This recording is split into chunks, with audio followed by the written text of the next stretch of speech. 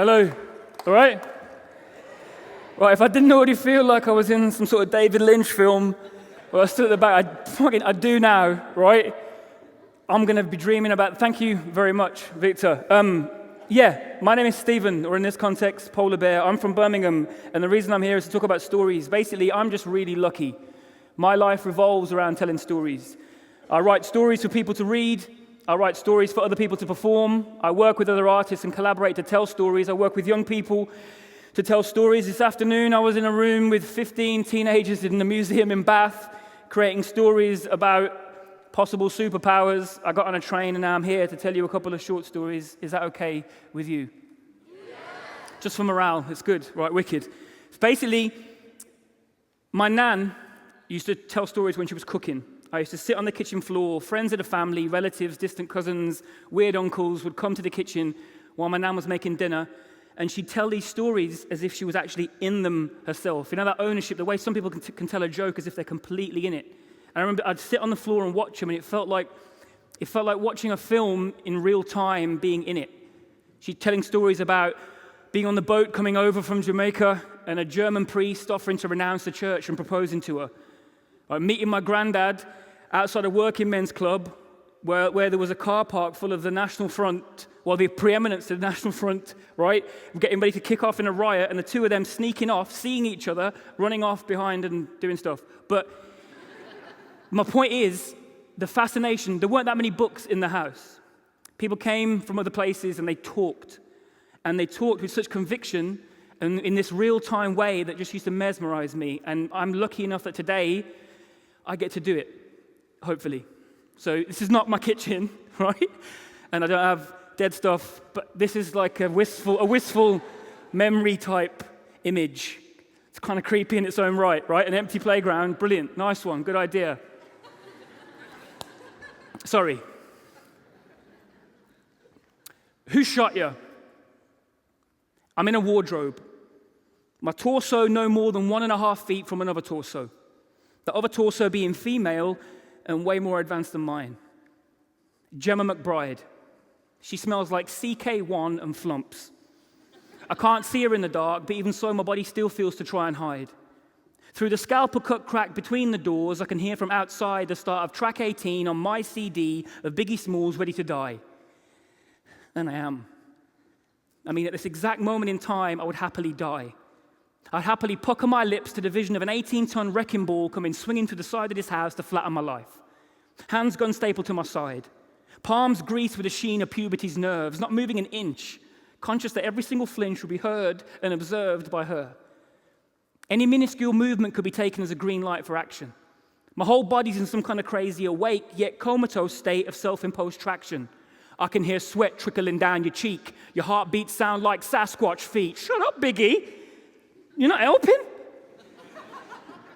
It feels like my skeleton's melting, and I'm sweating, like Roland from Grange Hill doing a bleep test. Toe-to-toe in the dark, my mind flashes back to 3 minutes previous, and I'm Crooklyn's finest. Do you rewind this? Bad boys behind this. Shut up, Biggie! It was like the deer hunter. Watching the empty Lucozade bottle spin on the thin 1970s throwback carpet, I imagine staring into Christopher Walken's wide eyes, the cold metal of the gun barrel pressed against my temple. She did it gentle, on purpose, and as the wrist sent it turning, she cut me a look she didn't even try and hide. It's me and you, sunshine. There were 9 of us, girls 4, boys 5, and everybody knew the only boy's mouth she hadn't already explored with her tongue was mine. I scanned the circle. Everybody else was on it.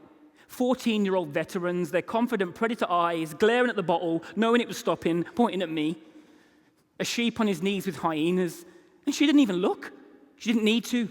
She knew. Like all good strikers, the goal doesn't move.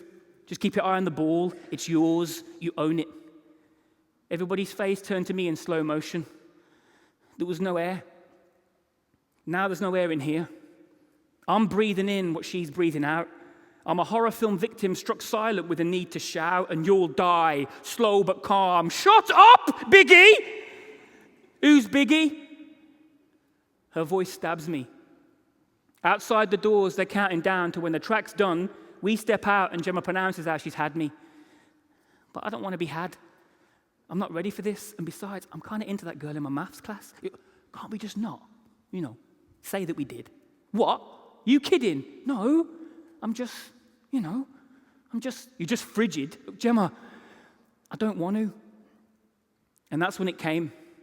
From the warm grey of the dark, the 18-ton wrecking ball fist etched with letters spelling my name. Now, basically, anybody who's ever been punched fully in the stomach while standing in a cramped wardrobe in the dark when you're not expecting it, and subsequently falling out of said wardrobe into a crumpled heap in front of 7 expectant friends to a backdrop of the outro of track 18 on my CD of Biggie Smalls' Ready to Die will know, there's not much you can do.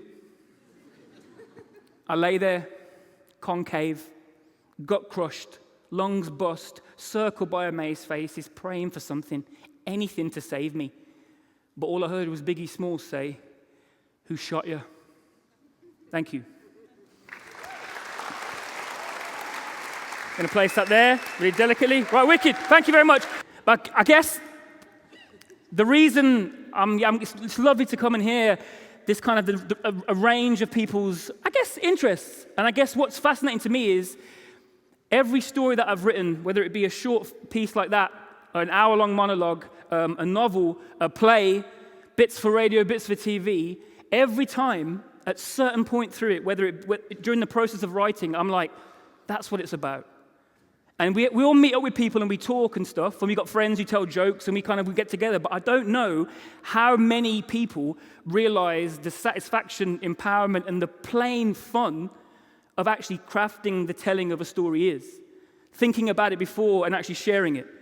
Writing it down in the diary, one thing. Speaking it to somebody else is amazing, right? And we tell people, we relay what's happened, all these moments that we go through, but we don't recraft those kind of stories, whether we leave it in childhood or what. And I'm just convinced that the best way, the safest way to discuss or learn anything is through a story, experientially, or through making it up.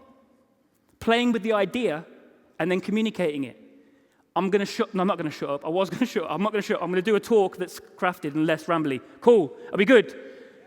I mean, seriously, I'll be like, can I see thumbs? Because it's like morale. That's a decent ratio. Wicked. Right. I'm tired. Sorry. All right. 15. And I'm sparking a joint. In the park with the boys.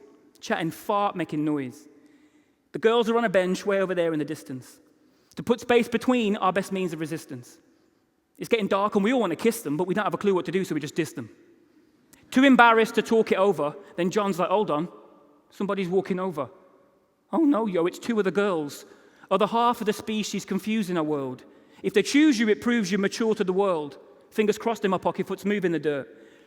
You see, you're never sure whether they're going to smile or bite you. They walk right over like they're ready to fight you. They both look at me and say, Jessica likes you. My mind goes numb, my mouth's like, all right, cool. Let me tell you about Jessica Brown. Every single maths lesson, I've been checking her out. Something in her eyes makes my chest want to shout, and that freckle by the neck of her blouse, I'm like... Turns out, she'd been checking me too. And no one ever asked her out, she'd been expecting me to. So just for good measure, extra pressure to boot. Now my penalty's up, but I'm ready to shoot. At this point, I know I'm supposed to follow them. And if anyone's got kissing techniques, I want to borrow them. I can't swallow when the possible horror of tomorrow if I get it wrong, so my hollow, I can't breathe. Might be worse if I run, so I can't leave. And I've got no control over the bones in my knees. My friends are egging me on, telling me, you can't leg it. If you run now, then you regret it, believe. Next thing I know, we're in the middle of the park. Her friends and my friends watch from afar. Neither one of us is even sure where to start. Stars are coming out. The whole park's getting dark. She looks at me. My mind goes numb. And I try and fight the urge to just pull her hair and run. Next thing I know, her tongue's touching my tongue. And I'm not sure if I'm doing it right, but I'm like, nice one. For some reason, I'm closing my eyes. The whole park melts and we're frozen in time. Her hand's on my shoulder, I'm holding her side, then my hand goes down, slowly strokes her behind. I don't know why, what a joker am I? Oh no, in my mind, something's poking her thigh. It's not how it's supposed to unfold, I won't lie. But she's holding me tight just to show me it's fine. This girl is wicked. And I wish we could kiss forever. I hear my name, and I try not to listen. Open my eyes, I'm in the fetal position. On my bed, age 10, not even dreaming of kissing. Even getting into my clothes feels like a mission, but I smell fried dumpling from down in the kitchen. No television in my room like I'm wishing, but there's football to play. To the park's my decision. Mom shouts up, I hope you got your vest on. And even though I know that I don't, I'm like, yes, Mom. I know now it's better never to test Mom. Forget TV detectives, believe she's the best one. I can't stop, Mom, kickoff's at 2. Boy, come back after 7, you catch a lick off my shoe. I smile as I leave. Rally burn up the street. 2 dumpling I'm eating too quickly to chew. Welcome back to this week-long 40-a-side grudge match. The score is 34-all. Steve gets the ball out on the right. Cuts back inside, square ball to John. John goes to turn, the crowd shouts, man on, pass back to Steve, who lets loose a shot you won't believe. Top right-hand corner out of goalkeeper's reach. The team goes mad, pile on behind the goal man. What's the time? 20-9. I'm like, oh. Cack. Racking my brain for an excuse. Even though it's no use, I still choose to make one. Mum will take nom, but I've got to say something. Close the front door, can still smell the dumpling. I can't see Mum, so I dump my stuff. Just enough time to make tea and butter her up. What time do you call this?